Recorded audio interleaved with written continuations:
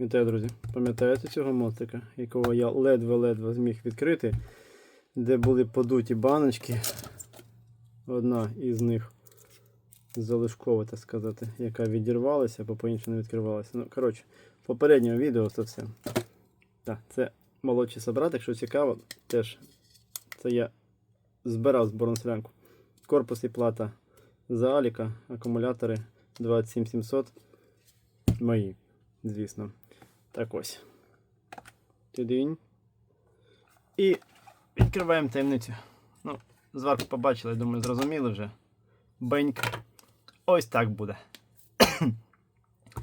Тут у нас стоять Samsung.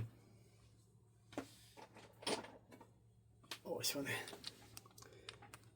Так, для зразка. Побачили? Побачили. Хто розбирається, то зрозумів. Високострумові надійні, перевірені роками акуми. Сіла жорстка, як бачите, навіть ущільнювач рідний зайшов. Цей теоретично теж лягає. Чому кажу теоретично? Бо я ще не пробував закривати корпус.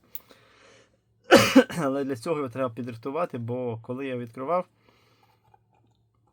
знов таки це буде в попередньому відео, я його покоцав трохи, по-іншому ніяк. І, бляха, вибачайте, хворію. І відповідно отримали, що отримали. Так, давайте я ще, знаєте, що не робив. Я не перевіряв на вихід. Тиньк, все чудово.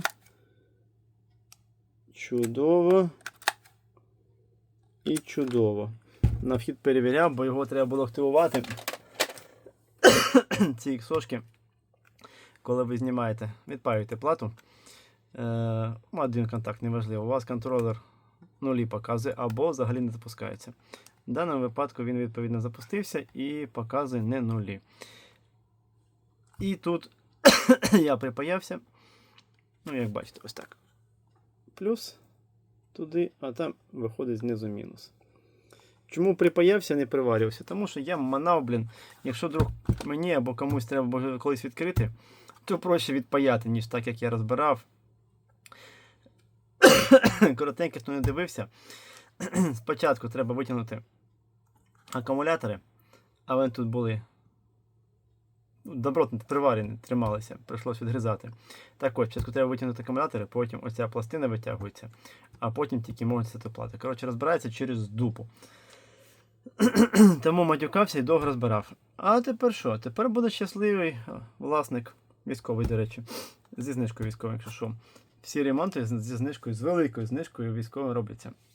Щасливий власник цього павербанку, будемо користуватися. Вага стала трошечки більше, але не критична. І буде жити. Залишається підрівняти корпус і закрити.